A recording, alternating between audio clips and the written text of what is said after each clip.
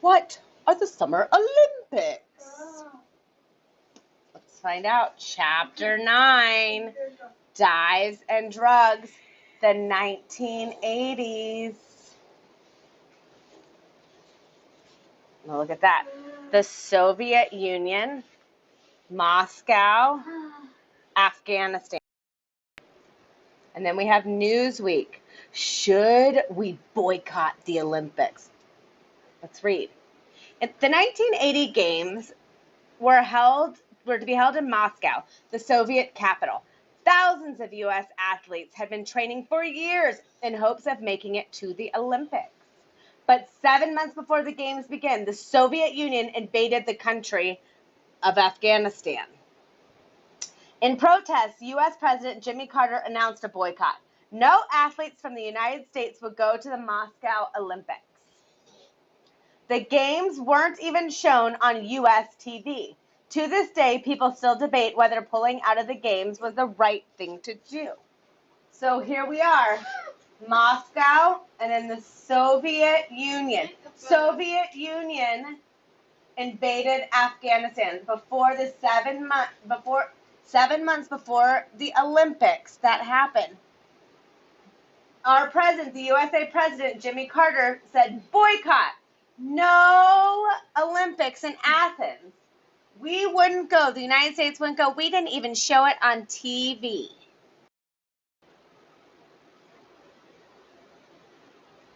Here we go. How do the Olympic athletes make a team? Many countries have programs for outstanding athletes who want to become Olympians. Other athletes join sports clubs or train on their own with a coach. Then they compete in regional contests. If they do well, they go on to state, then national competitions. If they win those events or have top times in races, they go on to the Olympic trials. Top performers make the Olympic team. There aren't any general age requirements, but certain sports have rules. Nowadays, gymnasts and weightlifters must be at least 16. Find out more at Olympic.org, the official website for the Olympics. This is a great website. We learned a lot on this website and watched some great videos. Olympic Stadium in Los Angeles. I've been there. It's super cool. In 1984, Los Angeles was hosting again. Now the Soviets, along with 13 other communist countries, decided to boycott the Olympics. Most believe it was done as payback for Moscow. The absent Soviet countries had dominated gymnasts since the end of World War II. Would anyone step up now? Page turner. Oh my goodness. So, in 1980, 7 months before the Olympics, Soviet Union invaded Afghanistan. The USA President Carter boycotted the Olympics. No U.S. athletes would go, and it would not be on TV. All right, making the team. Compete at regional contests, state contests, and nationals. All these things happen. In 1984, the Olympics were in Los Angeles in the USA, and the Soviets and 13 communist countries who dominated boycotted. Let's see what happened. This is Mary Lou Retton. Yes, a 16-year-old girl from a small mining town in West Virginia. Mary Lou Retton had never competed in a big worldwide meet before. Now, in the all-around event, the top prize depends on Retton's last performance on the vault. She flew off the springboard into a double twist back somersault, a 10, a perfect score. Retton was the first American man or woman to win gymnastics gold. Like gymnastics, diving is another event that puts intense focus on one single athlete. Divers stand alone with millions watching as they perform incredible moves off the board. In 1988, Seoul, South Korea hosted the Games, and Greg Louganis was considered the best diver in the world. There's Greg Louganis. He had won a silver medal in the 1976 games and 2 gold medals in the 1984 games. At the 1988 Olympics, Louganis had to get through 3 rounds of diving. Each round required 5 or 6 different dives. Each dive is scored on its difficulty and how well it's executed. Diving events. In springboard diving, remember that's where you bounce. The diving board is on a coil or a spring, so it bounces as a diver jumps. In platform diving, that's flat, hard. Athletes jump from a platform that doesn't move. There are forward-facing dives, backwards-facing ones, somersaults, and twists are performed in the tuck position, holding the knees tightly against the chest. The pike position, bending at the waist, keeping legs straight, or the free position, the body vertical twisting horizontally. This is very important. This is Greg Louganis. This is a serious moment in the Olympics. To get a high score, Louganis had to perform more and more difficult dives at every level and perform them almost perfectly. Could he do it? Growing up in California, Louganis had a hard time in school. He was teased for having dark skin. He had trouble learning to read. He turned to smoking and drinking before he discovered diving and found a place where he could succeed. Now, at the springboard, Louganis was taking his 9th dive, a reverse 2.5 somersault, a very difficult dive. Louganis bounced on the diving board and leapt up. What happened was exactly what all divers fear. Coming down, he struck his head on the back of the board. He fell into the water. Louganis managed to climb out of the pool, but he was bleeding. He was given stitches right then and there. Half an hour later, he was back in action, and the next day he nailed 11 dives, including that same reverse somersault. Louganis won the gold.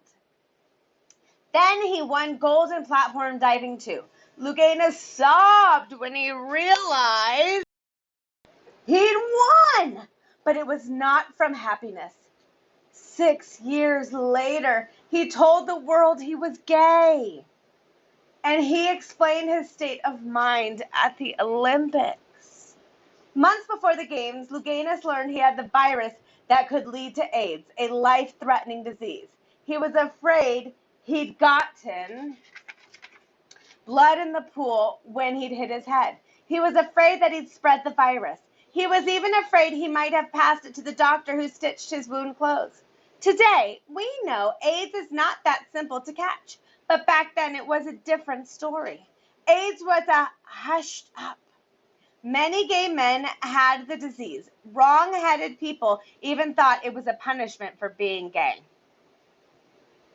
Louganis was brave to get back on the diving board after his accident, but his announcement about his personal life took even more courage. Greg Louganis ruled the pool for 2 straight Olympics in 1984 and 1988. Carl Lewis hoped to rule the track those same years. Okay, Soviets in 1980, 7 months before the Olympics, Soviets invaded Afghanistan. The U.S. President Carter boycotted the Olympics and said, no, the United States wouldn't go, and we won't even watch it on TV. And to make a team, especially gymnastics and diving, in general, Olympics, you have regional, national, states, and a variety of other events. In 1984, the Olympics was held in Los Angeles, and the Soviets and 13 other communist countries boycotted the Olympics. And those communist countries were dominating gymnastics. 16-year-old Mary Lou Retton from West Virginia, United States. She got a perfect 10. The first person in gymnastics, man or woman, first person to get a perfect 10. She won gold. 1988, the Olympics were held in Seoul, South Korea. The best diver in the world, Greg Louganis from California. 1976, he won the silver. 1984, 2 golds. 1988, he had 3 rounds of dives, 5 to 6 dives. He hit his head and blood when he did a dive off of the springboard. He hit his head. He got stitches.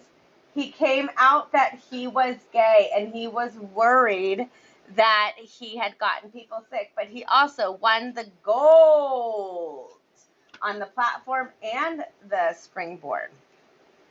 Here we go. Frederick Carlton Lewis grew up in New Jersey. Both his parents were track coaches.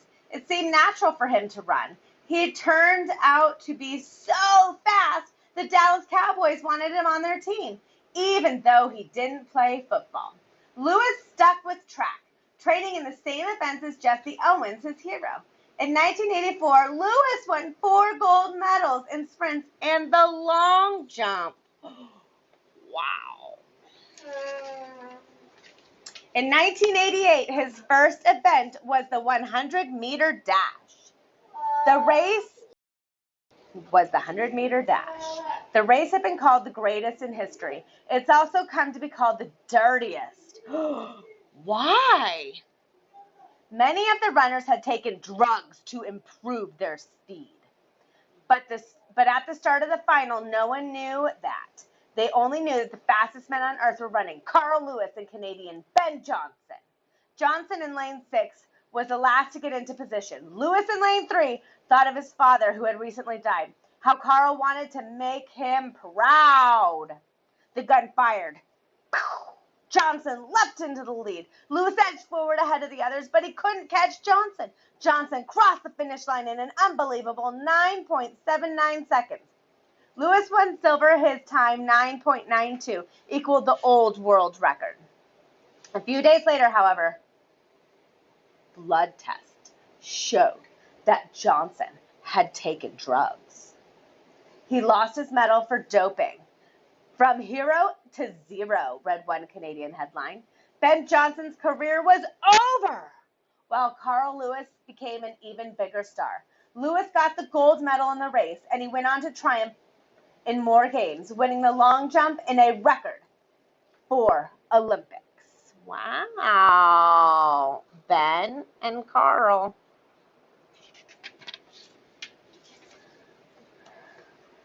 So here we go. Frederick Carlton Lewis won 4 golds, and they were taken away because he did drugs. He was very fast, but he was really fast because he took drugs. Thanks. I can't wait to hear what's next.